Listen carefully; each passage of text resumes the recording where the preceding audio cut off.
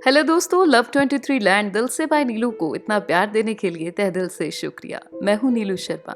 जिस तरह आप मेरी कहानियों को पसंद कर रही हैं, उससे मुझे मोटिवेशन मिल रही है कि मैं और भी अच्छी से अच्छी कहानियां आपके लिए लिखूं।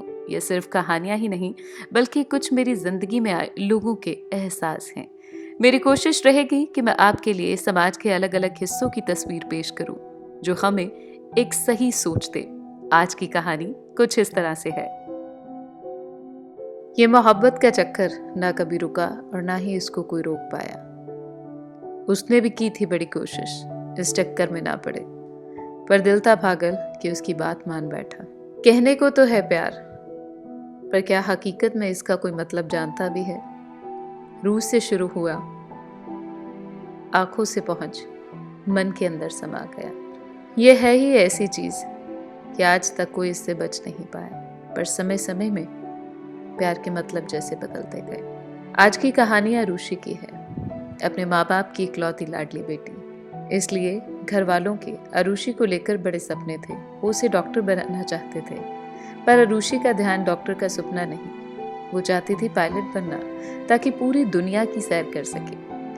अरुषि जिस गांव में रहती थी, या यूं कह सकते हैं जिस समाज से थी, वहां पर लड़कियों को इतनी आज़ादी नहीं थी। पर उसके माँ बाप ने अपनी बेटी को बेटों की तरह पाला। बड़ी हुई तो अरुषि के घर वालों ने उसको शहर के बड़े कॉलेज में पढ़ने के लिए डाल दिया, पर उसका मन तो कहीं और ही लग गया। पढ़ाई से ज्यादा उसका ध्यान इधर उधर की बातों की तरफ था। जैसे कैसे एक साल निकाल दिया था उसने। अपने ही कॉलेज में उसकी मुलाकात शेखर के साथ होती है। देखने में सीधा साधा, किताबों में गुम रहने वाला। शेखर और अरुषि की दोस्ती हो जाती है, जिसके बाद शायद अरुषि को सहेलियों की भी जरूरत नहीं थी। शेखर और अरुषि की दोस्ती तो ऐसे थी जैसे कभी कॉलेज से छुट्टी करनी हो तो वो भी एक साथ। शेखर अरुषि के लिए खास बन चुका था, पर असल में शेखर है कौन ये तो कोई नहीं जानता था। ये भी कह सकते हैं कि जब भी अरुषि ने उससे उसके परिवार के बारे में पूछने की कोशिश की, तो उसने गोलमोल करके बात को टाल दिया। अरुषि शेखर के बारे में अपने घर पर भी बताती है कि वो कॉलेज में उसका पक्का दोस्त है। उसके घर वाले उसको घर आने के लिए कहते हैं। आने का वादा करके शेखर अक्सर ही बात को घुमा देता था। दिन निकलते गए, अरुषि का प्यार शेखर के लिए बढ़ता गया। एक दिन हिम्मत निकाल के उसने अपने दिल की बात शेखर को कह ही डाली। शेखर ने ना हाँ की और ना ही ना, बस ये कह दिया कि समय मिलेगा तो जरूर हम मिल जाएंगे। अरुषि चाहती थी कि शेखर भी उसके साथ अपने मन की बात करे, पर सवाल तो ये था कि आखिर शेखर में मन में क्या था जो वो बताना नहीं चाहता था। बात समझ से बाहर थी। कॉलेज खत्म और सब अपने अपने घर चले गए। अरुषि उदास हो जाती है, पर किसी से अपने मन की बात नहीं कह पाती, क्योंकि उसको भी नहीं पता था कि शेखर उसे चाहता भी है या फिर नहीं। फोन पर जरूर उनकी बात होती थी, पर दूरियां जैसे बढ़ती ही गई। अरुषि कई बार शेखर को घर पर आने के लिए कहती, पर शेखर कभी नहीं आया। कॉलेज के खत्म होने की ठीक 6 महीने बाद अरुषि को शाम के 7 बजे शेखर की कॉल आती है। अरुषि, मैं आज तक तेरे साथ अपने दिल की बात नहीं कर पाया, पर आज जब तू हमेशा के लिए मुझसे दूर हो रही है तो मुझसे बर्दाश्त नहीं हो रहा। उस दिन अरुषि की शादी थी।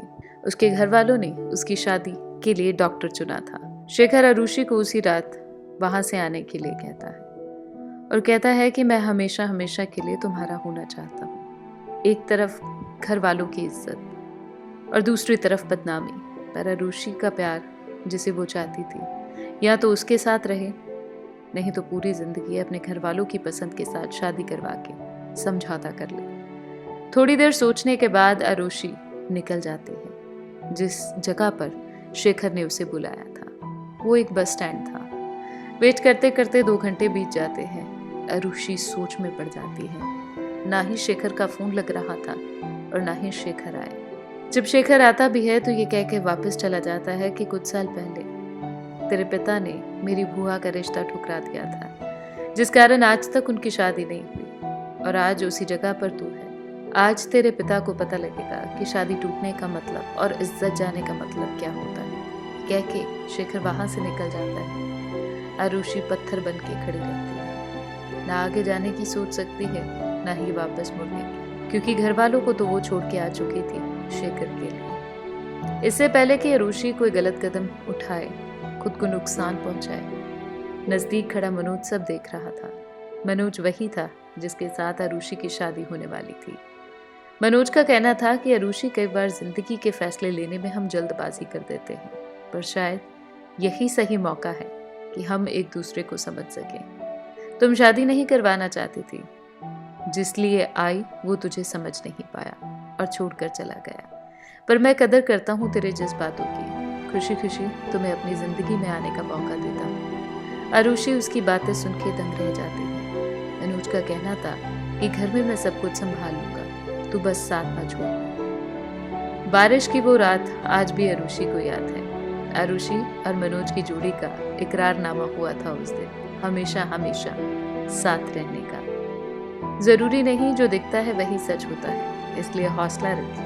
भगवान हर तरफ है, उसने आपके लिए कुछ ना कुछ जरूर सोचा होगा। नीलू सही ही तो कहती है, प्यार इश्क मोहब्बत कहने से नहीं, यह तो दिल की लिखी किताब है। जिसने पढ़ लिया वो पार ना हुआ, जिसने इसका नशा किया समझो वो भी फेल हुआ।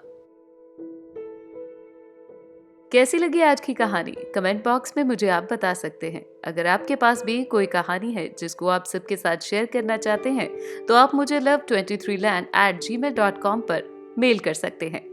अगर आपने अभी तक मेरे चैनल को सब्सक्राइब नहीं किया तो प्लीज सब्सक्राइब करें और रेड बेल आइकन को दबाना ना भूलें, जिससे हर रोज मेरी आने वाली वीडियोस का नोटिफिकेशन आपको मिल सके। मेरी कहानियों को ज्यादा से ज्यादा लाइक करें, अपने फ्रेंड्स और फैमिली के साथ शेयर करना ना भूलें और चैनल को सब्सक्राइब कर बन जाइए लव23 लैंड परिवार का हिस्सा। आपके लाइक्स, कमेंट, शेयर मुझे और भी अच्छा लिखने की प्रेरणा देते हैं। लव लैंड दिल से, बाय नीलू।